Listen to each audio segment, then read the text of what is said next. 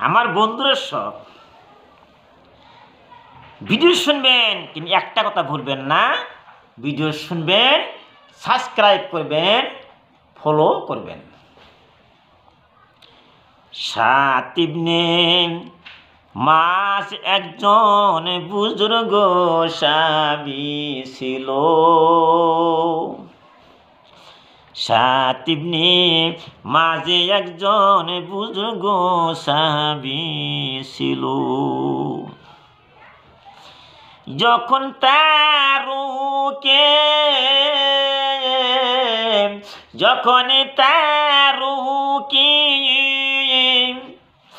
আল্লাহর আরশের নিকট নিয়া হয়,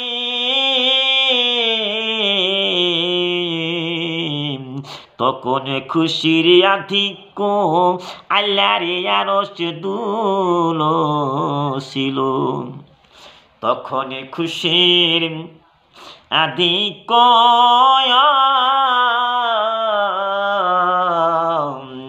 আল্লাহর আরশ দুলেছিল। 70,000 ফেরেশতা,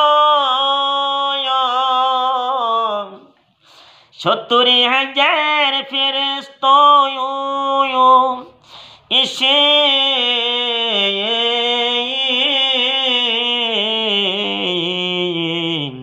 তার জানাজায় শরীক হইয়াছিল।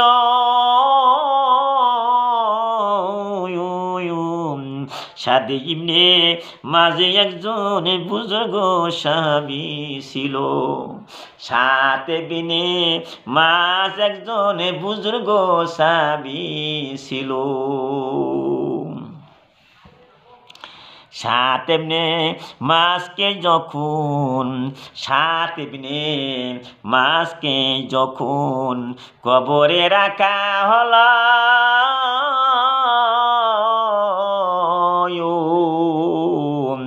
তখনই তার কবরে ভাই গো সংকীর্ণ হয়ে গেল। সাত ইবনে মাসকে যখন কবরে রাখা হইল,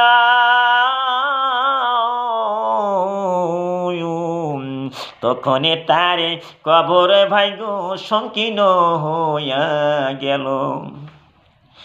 উভয় দিকে একত্রে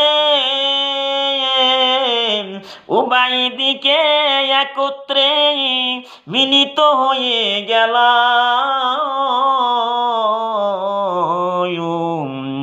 তা দেখে বিশ্ব নবী ঘেমে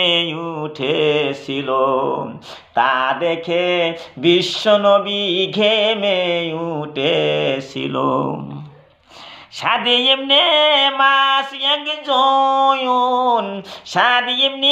মাস একজন বুজুর্গ সাহাবী ছিল। সাদ ইবনে মাস একজন বুজুর্গ সাহাবী ছিল।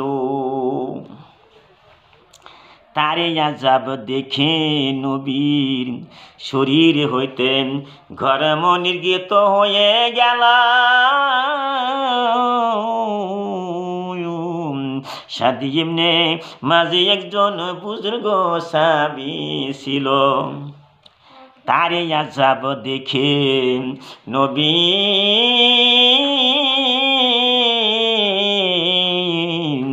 শরীরে হতে ঘর্ম নির্গত হয়েছিল। সাদ ইবনে মাস একজন বুজুর্গ সাহাবী ছিল। সাদ ইবনে মাস একজন বুজুর্গ সাহাবী ছিল।